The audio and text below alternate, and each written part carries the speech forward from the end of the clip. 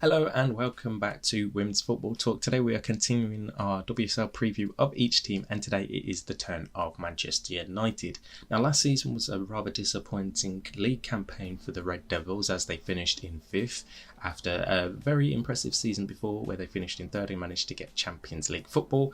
2023-24 was a very disappointing campaign for Mark Skinner's side in the league. However, it was happily turned around in the FA Cup where they managed to beat Tottenham Hotspur and win it, and then Mark Skinner also signed a contract extension for this season. So it's going to be a bit of a difference this season for Manchester United. They've lost the likes of Mary Earps, Katie Zellum and Lucia Garcia. They brought in some good bit of business as well, so it's going to be an interesting year for Manchester United. And then most recently, defender Hannah Blundell announced her pregnancy, so she will also be missing all of this season. So we can see a bit of change coming to how Mark Skinner is likely to line up this season. If we look at some of the business they've made, they've obviously made Melvin Millard's loan deal from Lyon. They've made that permanently. They've signed Dominic Janssen, Champions League experience from VfL Wolfsburg, and obviously having won titles there.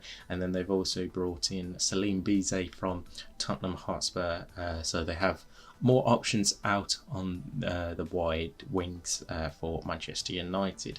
Now, can Manchester United get back to the 2022-3 season where they were challenging potentially for the title? It's going to be a very interesting summer.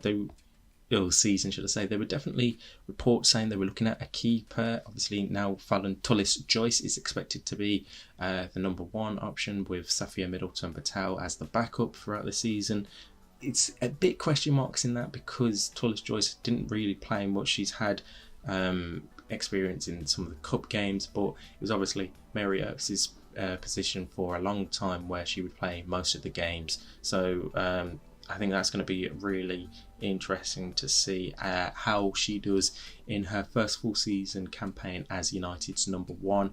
And then what also big news with Katie Zellum leaving the club, Maya Letitia was appointed club captain, and obviously now Grace Clinton, they've managed to hang on to her. There was talks that Spurs were potentially looking at trying to make their loan last season permanent, but United insisted on keeping her. So will she now get the game time that she deserves because she was such a big part for them last season? So let's have a look at the standout new signing, and it is for me, of course, Elizabeth Terland. After leaving Brighton earlier this summer, the Norwegian has a new home at Manchester United, and she can definitely reach some really high performances. I think to finish the season as Brighton's top scorer, scoring 13 times last season, and if you look at the options that she now has around her at Manchester United, you look at the likes of what Melvin Millard could do, JC Ferreira, Leah Goulton, and just like the other midfield options further back, they will definitely be providing Terland with a lot of chances to score goals. And I think her and Mallard can put a lot of good, strong performances and be United's goal scorers this season. Player to watch for me is Grace Clinton, fresh off a season-long loan at Tottenham where she was absolutely fantastic. Won the PFA Young Player of the Year and 4 goals and 4 assists. And just every time you saw her last season at Tottenham, she was putting in 9 out of 10, 10 out of 10 performances. Whether Spurs were getting results or not, she just always was the great player in that team. There was obviously some other good performances in that team, but I think Clinton definitely stood out. So if she can now get this game time at Manchester United, it is going to be something to go, wow, United really have got a player on their hands now. But if she's not reduced to a bit part player, then I think United fans can be very, very excited about what Clinton can offer, and I wouldn't be surprised if she does become an integral part of United's midfield going forward, not just this season but into the future as well.